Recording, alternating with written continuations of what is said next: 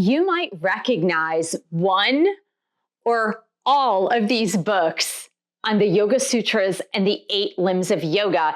And I'm going to give you 2 reasons why these books might not be the right choice if you're a yoga teacher or you run a yoga teacher training program. Hi, my name is Michelle Fondin. I'm the author of 12 published books. I'm a certified yoga teacher. I've been practicing yoga since 1989. Yes, over 35 years.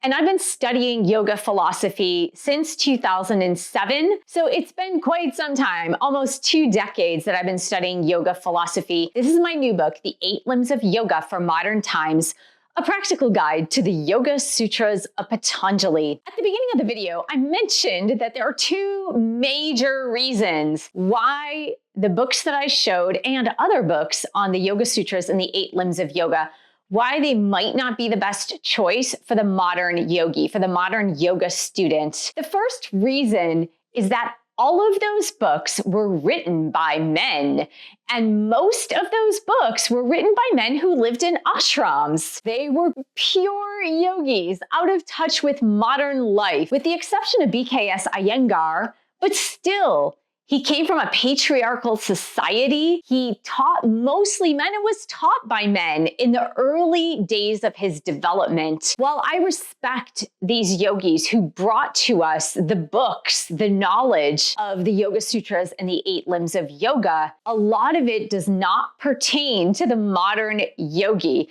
Now, the second reason is that most of these books were written with the idea and the interpretation of the Yoga Sutras that yoga was somewhat of a religion. Even though many of them stated yoga is not a religious doctrine, the interpretations of the sutras in these books very much interpreted the Yoga Sutras as religious dogma. Now, yoga is not a religion. It was never intended to be a religion. And for those 2 reasons, I believe that it is detrimental to your students and to future yogis to read these texts and see that it's very similar to a religion and that they were written by men who didn't necessarily understand modern life. Now that takes me to point and purpose.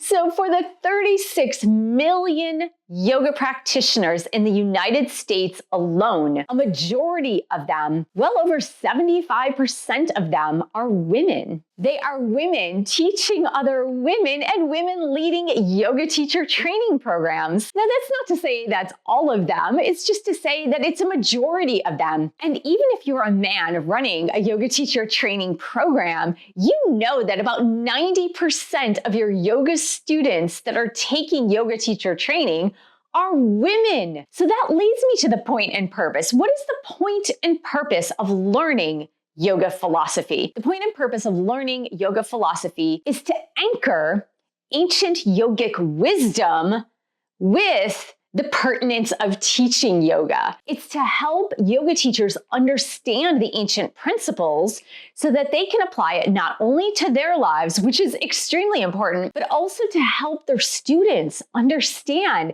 that yoga is more than just poses. Now, it's difficult for a yoga teacher to be able to do that if they are stuck in this doctrine and the interpretations of the doctrine that is very ancient, that's very patriarchal, that is very much like religious dogma when that was not the intention. In my book, The 8 Limbs of Yoga for Modern Times, I take the Yoga Sutras and the Upanishads, which was the original text of the Yoga Sutras.